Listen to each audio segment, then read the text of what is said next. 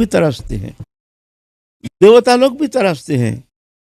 जो हाय हाय, हमने अगर शुद्धा भक्ति आश्रय करके, राधा रानी के चरण कमल आश्रय करके, गुरुपाद पद पर हृदय में धारण करके अगर हम निष्प्रिय निर्लिप्त होकर के हरि भजन करते, तो वो परम वस्तु, वो परम अश्रद्ध वस्तु, परम प्रेमास्पद वस्तु हम प्राप्त करने में समर्थ होते। लेकिन फिर भी कामना वासना लेकर के हम साधन किए हैं, तो फलस्वरूप हमको स्वर्ग मिला है। स्वर्ग में जाकर के फिर तरसते हैं, फिर तरह सब समझते हैं उस समय जब हमने कितना भूल किया। स्वर्ग क्या है? भोग जो नहीं है।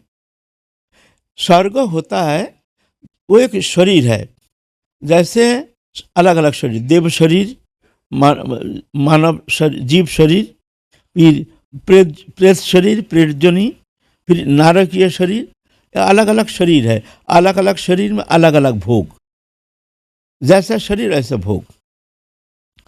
देव शरीर होता है जब मनुष्य यहाँ बहुत मंगल कार्य करते हैं, सकाम, मन में बहुत कामना वासना परिपूर्ण है, फिर भी थोड़ा सा अनुष्ठानिक रूप में दान ध्यान आदि खूब पुण्य कर्म करते हैं, मंगल कार्य करते हैं, सामाजिक कर्म करते हैं, गरीब दुखी की सेवा करते हैं, दिल खोल करके बहुत सेवा करते हैं।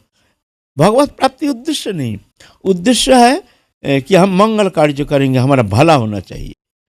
हम बहुत पाप किए हैं, ताप किए हैं, चलो मंगल कार्य करो।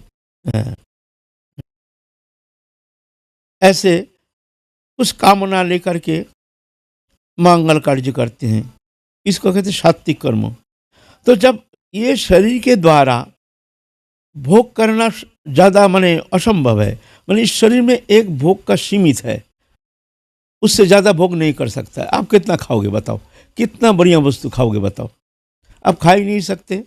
थोड़ा सा ज़्यादा खाओगे अपच हो जाएगा, बीमार पड़ जाओगे, फिर ऐसे तुम्हारे लिवर डैमेज हो जाएगा, किडनी फेल हो जाएगा, ऐसे तुम खा ही नहीं सकते हैं। क्या भोग करोगे? तुम्हारा हर इंद्रिय बहुत सीमित हो, उसकी शक्ति बहुत सीमित है, वो इंद्रिय को कितना भोग करोगे, है ना।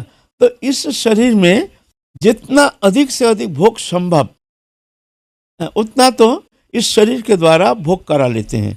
अच्छा, सुबह मंगल कार्य के कारण मान लो बड़े पैसा वाला बनते हैं, अरब खरबपति बनते हैं, बहुत सुंदरी भर्जा, धन जन वित्त वैभव आदि, सुख समृद्धि, मान जश प्रतिष्ठा आदि, ये सब प्रभुत्व परिमाण उसको मिलता है। तो शुभ मंगल कार्य के कारण जब इससे भी अधिक पुण्य संचित हो गया, अब इस शरीर में भोग संभव नहीं है, ज़्यादा हो गया, तो अब उसके लिए वो देव शरीर मिलता है। वो शरीर कितने भी भोगो वो नष्ट नहीं होगा, बीमार ग्रस्त होगा नहीं, कितने भी खाओ बीमार ग्रस्त होगा नहीं। ये शतगुना मनुष्य शरीर में जितना भोग कर सकते उससे शतगुना देव शरीर में, दैविक शरीर, उस शरीर में आप वो भोग कर सकते हो। उस शरीर कभी नष्ट नहीं होता है, कितने भी भोगो, वो शरीर वो एक भोग जो नहीं, मुक्तिपद नहीं, जो मुक्त होकर स्वर्ग गया है, स्वर्ग मुक्तिपद नहीं, वो भी माया है। सिर्फ वहाँ जब तक तुम्हारे संचित पूर्ण कर्मफल जब संचित रहता है, जितना रहता है, तब तक तुम वहाँ रहोगे, भोग करोगे। उसके बाद क्षमे पुण्य मर्त्यलोकं विशन्ति, पुण्य क्षय होने से मर्त्यलोक में धक्का मार के गिरा देते, वो जान भी नहीं पाता है कब हम गिर गए हैं। एवं तई धर्म मनुप्रपन्न गतं गत काम कमल बनते, स्पिरिट जीव क्या करते, इस तरह से काम प्राप्त होकर के कभी स्वर्ग कभी नरक इस तरह घूमते हैं। तो जब अधिक पुण्य संचित हो जाता है तभी जाकर के उसको वो स्वर्गलोक में, स्वर्ग देवजनी उसको दिया जाता है। वहाँ जाके जब तक पुण्य रहता है तब तक जाके वो भोगता है। यह है, ये कोई विशेष बात है नहीं, है ना, ये कोई विशेष बात है नहीं।